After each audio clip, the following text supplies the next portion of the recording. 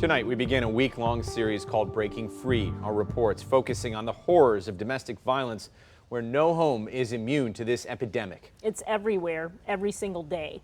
In the news, at work, in our neighborhoods, and all too often behind closed doors in our own homes. Tonight, our Carolyn Clifford is giving you a look inside the life of a victim who helped her family break free. So up first, we are shining the spotlight on the dark chaos often held in secrecy behind closed doors. We begin with the voice of a young survivor whose abuse came from the person who was supposed to be her protector, but instead became the monster in her nightmares.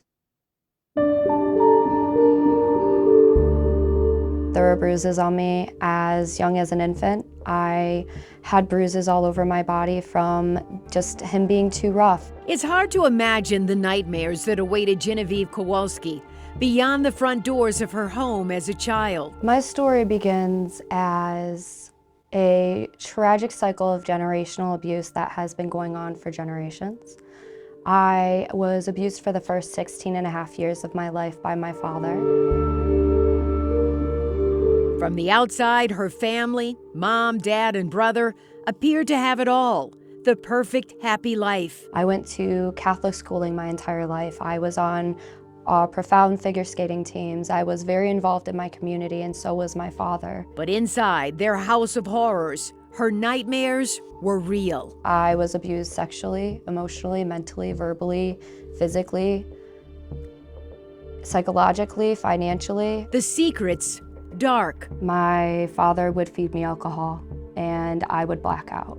I have no idea how badly sexually abused I was. According to RAINN, 1 in 9 girls under the age of 18 experience sexual abuse or assault, and the effects can be long-lasting, especially on a victim's mental health. 34% of the perpetrators are family members. For Genevieve, it was a double whammy. My mom was raped, my mom was sexually abused, my mom was beaten. I would hear my mom being raped at night. It's hard to listen to Genevieve's story without breaking down in tears. Who could you tell your secrets to, or did you just hold it inside? Unfortunately, I was someone that did have to hold inside all of my abuse. Her breaking point came August 8th, 2017. She was only 16. The exact moment that I knew was when he held a gun to my chest and he started loading the chamber. You thought that you all were gonna die?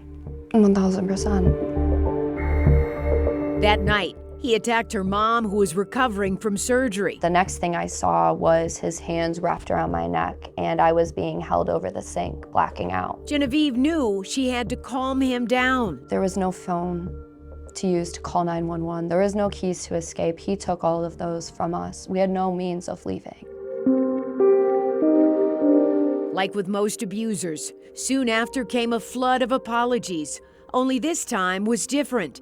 Genevieve, brainwashed in the past, knew this was wrong, and this was abuse. I can't tell you the inside of his mind, except I know that he is sick. Genevieve says she was suicidal, refusing to eat and becoming sicker by the day. My doctor asked me, "But what's going on?" And she could see there were scars on my arm. She could see that I was pale. The sickening stories of abuse began pouring out. I remember that my mom looked at me and she's like, "Genevieve, you're over-exaggerating. This isn't what happened." Genevieve says she cursed at her mom and told her to shut up. I was like, "No, Mom, I'm telling my doctor. I have to, we have to." And I told my doctor everything that I could think of in that moment. And the next day, CPS was called. We were so scared that my father would kill us because he would find out that we called CPS. Child Protective Services gave Genevieve's mom an ultimatum: leave the home or lose custody. They went into hiding and a court battle ensued. Did you finally get to a person who understood and sort of guided you out? At First Step, I worked with Adriana, and she changed my life. First Step is a domestic violence shelter and nonprofit. They have guided Genevieve through 7 years of therapy, and she's still healing today. I don't know if I'll ever fully be done healing, but I do know that the younger Genevieve is so extremely proud of how far we've come. Genevieve, who is now in law school, is using her voice and platform to help other victims of domestic violence heal.